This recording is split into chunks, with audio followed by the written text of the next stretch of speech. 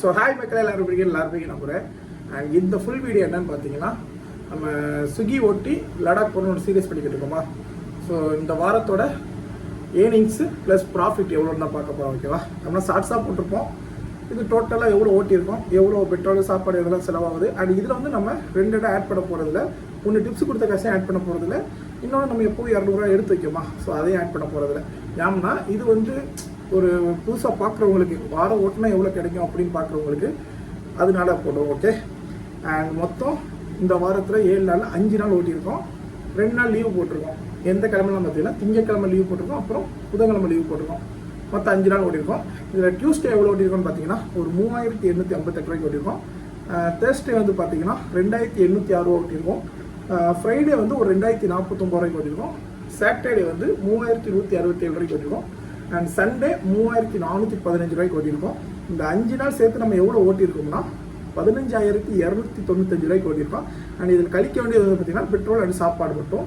And பெட்ரோலுக்கு வந்து பார்த்தீங்கன்னா டியூஸ்டே வந்து ஒரு 600 ரூபா போட்டிருக்கோம். அப்புறம் வெனஸ்டே ஓட்டலையா, தேர்ஸ்டே ஒரு 500 ரூபா, ஃப்ரைடே ஒரு 400 ரூபா, சாட்டர்டே ஒரு 500 ரூபா, அப்புறம் சண்டே ஒரு 450 ரூபா.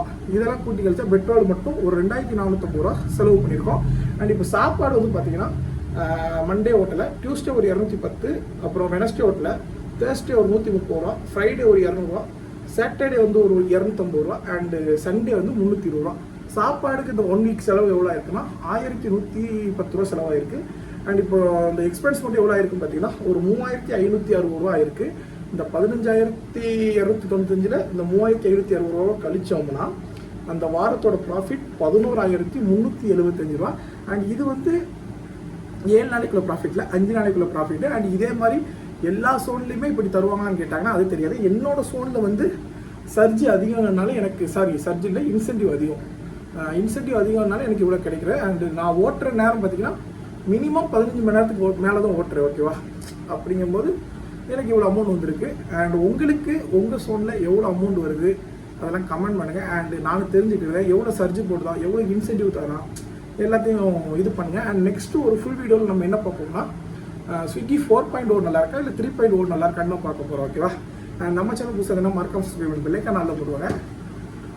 இன்ஸ்டாவில் பார்த்தீங்கன்னா ஃபாலோ பண்ணுங்கள். அண்ட் இந்த வீடியோ நம்ம இன்ஸ்டாவில் போட முடியாது, இது வந்து ஒரு லென்த் வீடியோனால இன்ஸ்டாவில் போட மாட்டோம். ஓகே, சப்ஸ்கிரைப் பண்ணிக்கோங்க. ஓகே, பாய்.